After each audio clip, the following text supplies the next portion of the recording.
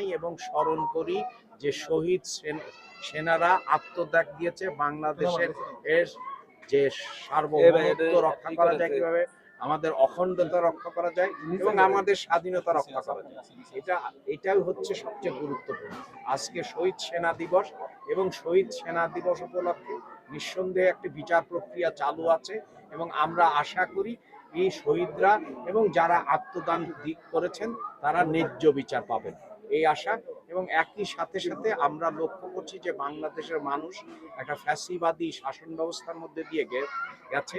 সেইখানে বিশেষ করে অনেক মানুষ দারিদ্র সীমার নিচে চলে গেছে, অনেক যুবক বেকারে পরিণত হয়েছে, কর্মসংস্থান তৈরি হয়নি।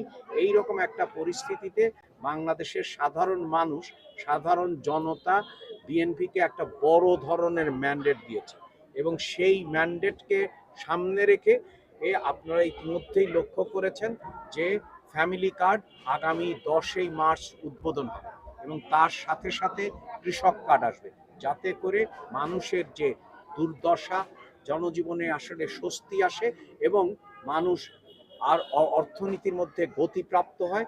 অর্থনীতি যে একটা ভঙ্গুর অবস্থার মধ্যে আছে, সেই ভঙ্গুর অবস্থার থেকে অর্থনীতি পুনরুদ্ধার ঘটে এবং কর্মসংস্থান তৈরি হয়, জাতীয় প্রবৃদ্ধি নিশ্চিত করা হয় এবং আমরা সামনের দিকে বিশেষ করে বিভিন্ন কায়দায় শিক্ষা, স্বাস্থ্য মাধ্যমে একটা সুস্বাস্থ্যের যেমন বাংলাদেশ হওয়া দরকার, তেমনি শিক্ষিত জ্ঞান ভিত্তিক বাংলাদেশ হওয়া দরকার। সেই লক্ষ্যেই আমরা এগিয়ে যাব।